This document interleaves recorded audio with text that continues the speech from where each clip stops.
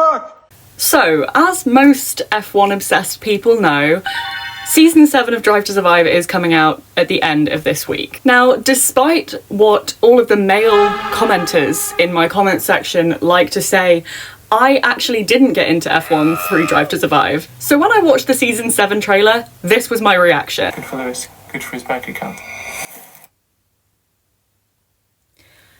I mean, you have to give it to them, they're really good at what they do. Anyway, having watched the trailer, I am now going to give you 5 predictions that I think are going to come up in Drive to Survive Season 7. Number 1, they are definitely going to play on Lando's mental health this year. Do I respect them for it? No. Do I blame them for it? No. Because it's a reality show and you have to push the reality. I don't know if that makes any sense, but they're going to do that.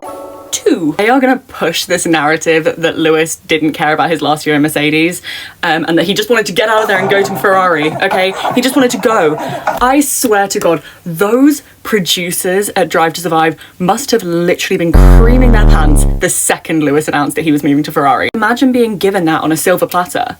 Imagine being given that as it's a gift. Number 3. Now this one I think is pretty obvious, but Flavio Briatore, he's going to be painted as a big villain. And does he deserve it? Absolutely he does. So I'm happy with that, Netflix. You do that, please. Please do that. For me. And for everyone. Numero 4. The Lando Norris Max Verstappen debate. Do I really have to stress it? Everyone knows what's going to happen here. They're going to be painted as being rivals, as hating each other, as being really like nitpicky of each other. Dude, they're just 2 guys. They're just 2 guys, okay? And we know it's going to happen because it happened through the media the whole way through the season.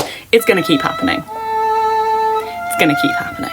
Number 5. They are going to paint Carlos Sainz as a sympathetic character who has no control over what's going on around him, and wait until really late in the season to find a team, and that's going to be a whole thing as well. Don't get me wrong, that's going to be a whole thing. But they're going to really focus on the fact that I thought I was going to stay with Ferrari next year.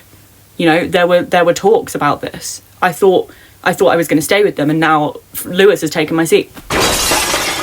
Girl, it's racing, it's ruthless, please. Anyway, so those are my 5 things that I think are definitely going to happen in Drive to Survive this year. Let me know if I missed anything or what your opinions are on what I said, and I'll come back and let you know whether my predictions were right at the end of the week.